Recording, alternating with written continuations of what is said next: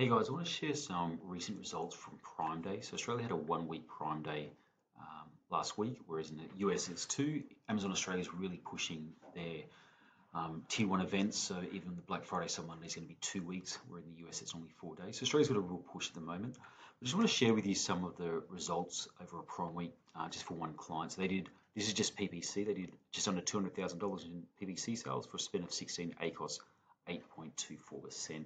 The reason I share this is I want to give you an insight on how to achieve that.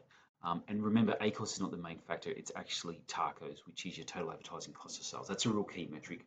But to get these sort of sales, I want to give you the peak in terms of the strategy used for it. First thing we do is work out what deals are going to be applied for the ASINs. So deals for separate tier one events, Prime Day, Black Friday, Cyber Monday. Tier two are like Father's Day, in a financial year sale. Tier one events, we always recommend submitting deals. In Australia, they're actually free at the moment. Massive benefit. Go for those. There's no cost.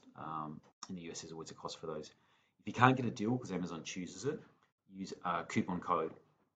And in terms of deciding which products to use, we recommend either your top sellers, if your strategy is for, depending if there's margin for sales, or if it's Black Friday, Cyber Monday for ranking to Christmas. So in October, we're less about ranking and more about margins.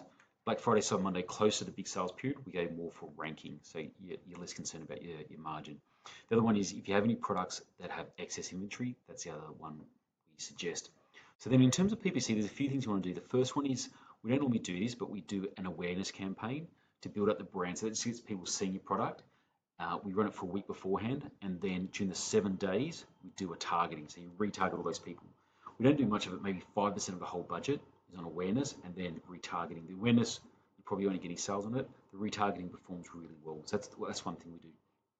The second one, we go through every campaign and we just go for the top performing campaigns. So we do an 80-20 rule. We go through all the campaigns through the year.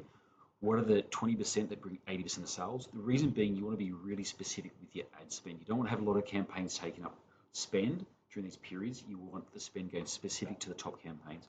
So we set up those campaigns and then we do budget allocation per campaign. So we do the top ones and then we actually increase the bids for the top converting terms. So 80-20 rule performs, work out the budget for the top ones and then increase the bids individually.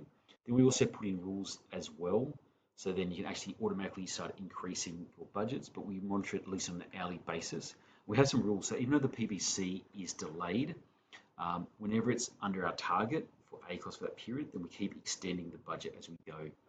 The reason we do that is if you make the budget too big too fast, it can blow out really quick. So we keep what the budget is and then monitor it on an hourly basis to go through, even though the data is delayed. We found that this year, the data for the first, I think 2 days, first day and a half was way out. It was delayed a long time. So the campaigns looked awful. So that's where you have to be careful with. Then once you have that, you want to look at if you want to do any targeting post Prime Day. So they're the three real key pillars. You build up your awareness, work out your top performing campaigns, work out the budget planning for those, work out how much you want to bid for, increase your keyword bids. It's also important for these ones. That's why you have exact single keyword campaigns for these periods, because then you can dial it up really, really specific for those top performing ones.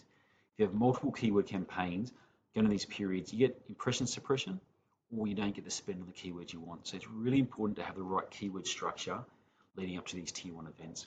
So I just want to share some of the insights.